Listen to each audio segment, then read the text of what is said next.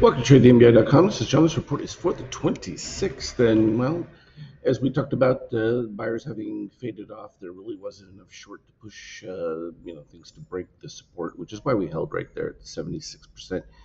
Do now have the crossover, though, of MBI white, and it's over 10.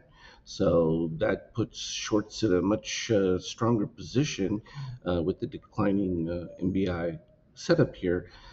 The issue is you have steel reset now. If you dip below the negative 13.5, yeah, that's going to continue. But any bounce back above is going to be effectively a reset from short term buyers, which often coincides with the turnaround and shakeout, but at this particular stage, that hasn't happened yet. So, what we do look for is any dip below the red line here, turning into the magenta for the extremes.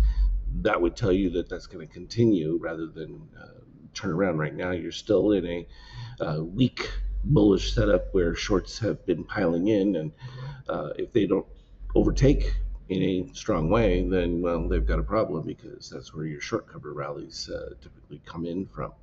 And when we look at it from even the NASDAQ standpoint, you've got your declining orange, so it's outside the range, so you're still in short setup with the DOC spread with cyan over red. But you can see green potentially pivoting up today. That would be enough to hold things where they're at, not necessarily bullish or anything by that standpoint, but it's just a question of can the overall shorts overcome any new buying support? And that's really what we're looking at from these configurations. Any pivot back up of magenta, and we'll see these things earlier in the day. You went from pretty straightforward to when we saw the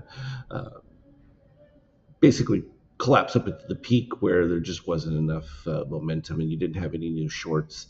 It's always problematic to sustain a run. You have to have quite a few new buyers to keep things pushing forward, and it just takes a little bit of a stop. Even back here, you saw at the end of August there where it just fell apart for them. It's when you've already got shorts already pretty strong in there, and then you're fading that you have a chance for that turnaround. And then when magenta gets back above, it just continues to drive the short cover rally. And that's what we saw right here, where you had the shorts rising but magenta over. Now you have shorts rising but magenta under, and that's the differential. That's what you look for in that situation. From a TLT standpoint, nothing. Treasury is just out of the equation at this particular point, which means it's not really driving any market action. This is just about what people think valuations are at versus where future growth might be.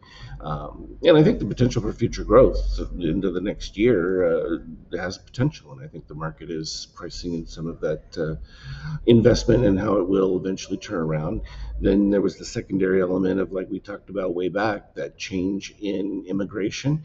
You have a much uh, significant in the sense that you just don't have the huge push to limited goods, which causes inflation. And that's why you haven't seen the inflation numbers, because you've got an already base level of supply that was accommodating, and the growth was just too much for where the supply was.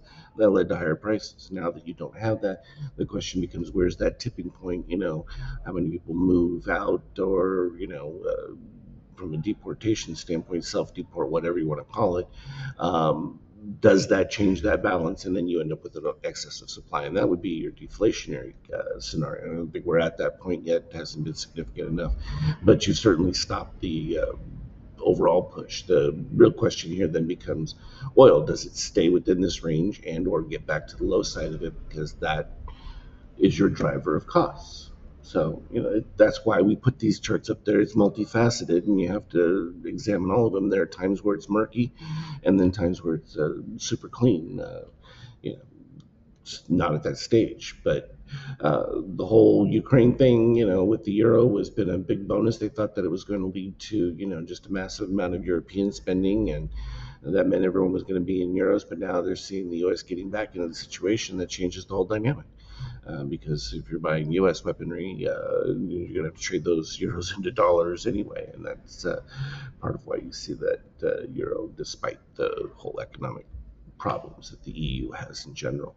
Um, From a gold standpoint, yeah, it's going to continue to hold up. There's no change in the deficit. It'll be interesting to see if the government shutdown comes down. A lot of the fear is starting to build into that, and then some of that is the selling people saying, "I'll take their profits and wait and see what happens with shutdown situation." Kind of wait and see attitude from a BTC, in that they've experienced a much steeper decline within that, and more so from a BTC following the Nasdaq lead, and its chart was much weaker, and in fact still maintains some of that weakness within it, even at this particular stage. So we'll see where that goes at this particular point.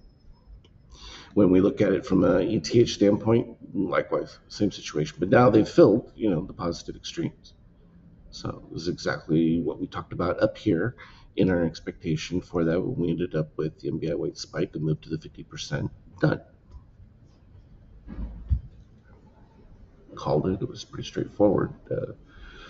Nothing special there. From a 50K standpoint, you can see that we continued with those MBI whites. You had the magenta brief, but once it failed again, going into the start of the day with MBI white leading, it was pretty straightforward decline. Then you ended up with a little bit of the rally where, again, magenta crosses back over that white, led to a spurt. But even with this one, you ended up with that sideways cross because the magenta was still leading yellow. But once it broke below 25 and white was there, boom, you knew you were headed back to the zero again. Keeping it clean. That's just exactly what it shows, and it's what we were looking for in that setup. When we look at it, 5-minute chart range, yeah, you ended up with a lot of that intraday option move, and now that we're at the end of the week, you're going to get more of the same going back and forth. So that's the long and the short of it for now. As always, anything relevant, I will put on our team chat. Have a good one. Trade well.